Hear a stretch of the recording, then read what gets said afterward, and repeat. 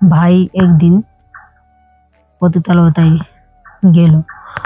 যাওয়ার পরে দেখে আমি তার বোন। তখন ভাই আমাকে দেখে হঠাৎ করে চমকে উঠলো, অবাক হয়ে গেল। তখন আমি কি করব? ভাই কি বোনকে এগুলো করতে পারে না। তাই আপনাদের মাঝে আমি আমার কষ্টের কথাগুলো তুলে ধরছি। তখন ভাই আমাকে জিজ্ঞেস করলো যে, বোন তুই এই জায়গায় কেন? তখন আমি আমার ভাইকে বললাম যে, ভাই আমি তো তোমাদের কথা বা আমার বাবা মার কথা অবাধ্য হয়ে আমি বিয়ে করেছিলাম। আজকে আমার ভাগ্য আমাকে এই জায়গায় টেনে আনছে।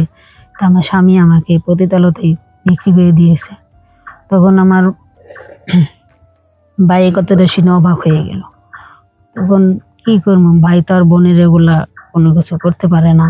ভাই তো আমাকে দেখে অবাক হয়ে গেছে, আমি তো ভাইকে দেখে অবাক হয়ে গেছি যে কি করতে পারি।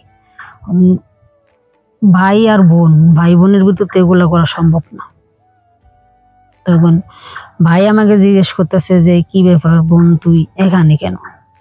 তখন আমি ভাইয়ের উত্তর দিলাম যে, ভাই আমাকে তো তোদের কথা অবাধ্য হয়ে, বাবা মার কথা অবাধ্য হয়ে বিয়ে করছিলাম নিজের সুখের আশা চিন্তা করে।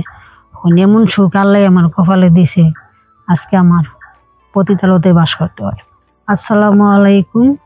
আমি আপনাদের মাঝে আমার জীবনে কিছু কাহিনী তুলে ধরছি।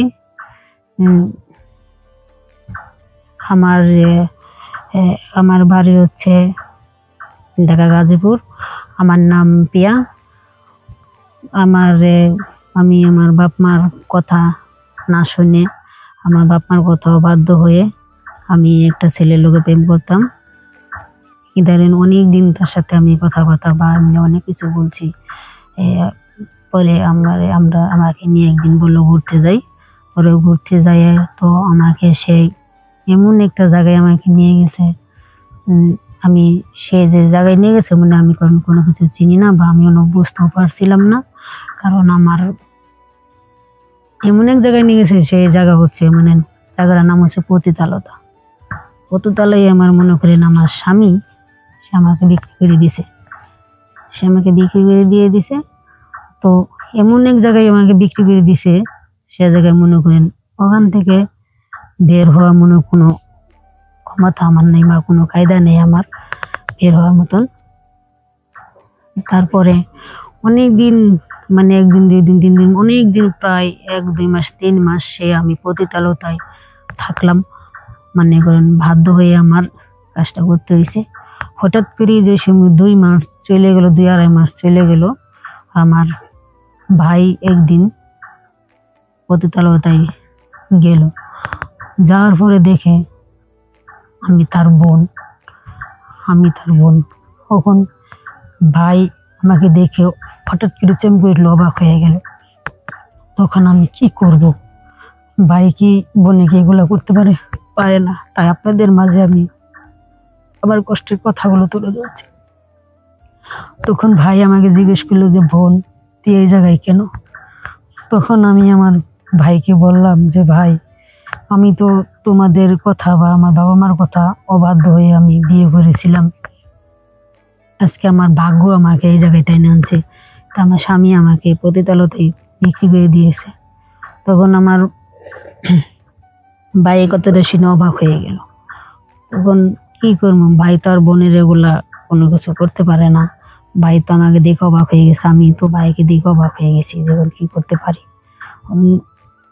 ভাই আর বোন, ভাই বোনের ভিতর তো এগুলো করা সম্ভব না। তখন ভাই আমাকে জিজ্ঞেস করতেছে যে, কি ব্যাপার বোন তুই এখানে কেন? তখন আমি ভাইয়ের উত্তর দিলাম যে, ভাই আমাকে তো তোদের কথা অবাধ্য হয়ে, বাবা মার কথা অবাধ্য হয়ে বিয়ে করছিলাম নিজের সুখের আশা চিন্তা করে। এমন সুখ আল্লাহ আমার কপালে দিছে, আজকে আমার পতিতালয়তে বাস করতে হয়। তো অনেক ভালোবেসে তাকে, অনেক মন প্রাণ দিয়ে, সবকিছু দিয়ে তাকে আমি অনেক ভালোবাসছিলাম।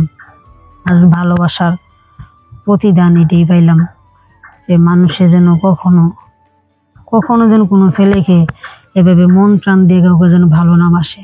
ভালোবাসার প্রতিদান আজকে আমার পতিতালয়তায় এই পথে নিয়ে আসছে। মেয়েদের প্রথম যখন মেয়েরা যখন ছেলেদের সাথে কথাবার্তা বলে বা প্রেম করে, তখন কিন্তু কেউ বুঝতে পারে না যে একটা ছেলের ভিতরে হয় এরকম, মানে তার ভিতরে কি চলতো সেটা কেউ কোনোদিন বুঝতে পারে না। তো আমিও তো সেরকমই তাকে যে সময় ভালোবাসছিলাম, দেখছি যে ভালো আমার সাথে কথাবার্তা ভালো বলে বা ব্যবহার ভালো করে, তো তার ভিতরে যে এরকম নোংরামি ছিল যে আমাকে নিয়ে সেই একটা পতিতালয়তে বিক্রি করে দিয়ে সে আমাকে নিয়ে ব্যবসা করবে, তা আমি নিজেও কল্পনা করতে না। আমার যে সময় আমার বিক্রি করে দিল ওই সময় আমি তো ওই কোন জায়গায় যে নিয়ে আসছে আমি জায়গাটাও চিনি না। তো আমার দুই চোখের পানি জোর জোরে আমার বুকটা ভেসে যেতেছে। আজকে ভালোবাসছিলাম একটা ছেলেকে মন প্রাণ দিয়ে, সেটার এই প্রতিদানকে আমি এটাই পেলাম। আজকে আমার এই পতিতালয়তায় এগুলা ব্যবসা করতে হয় বা এগুলা করতে হয়।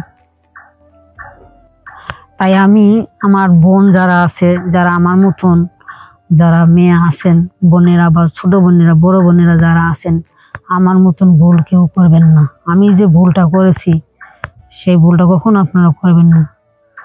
যদি আমার জীবনের কাহিনী যেটা ঘটছে সেটা আমি আপনাদের মাঝে তুলে ধরছিলাম। যদি আমার গল্পটা ভালো লাগে অবশ্যই এই চ্যানেলটা সাবস্ক্রাইব করবেন এবং বেশি বেশি করে শেয়ার করবেন।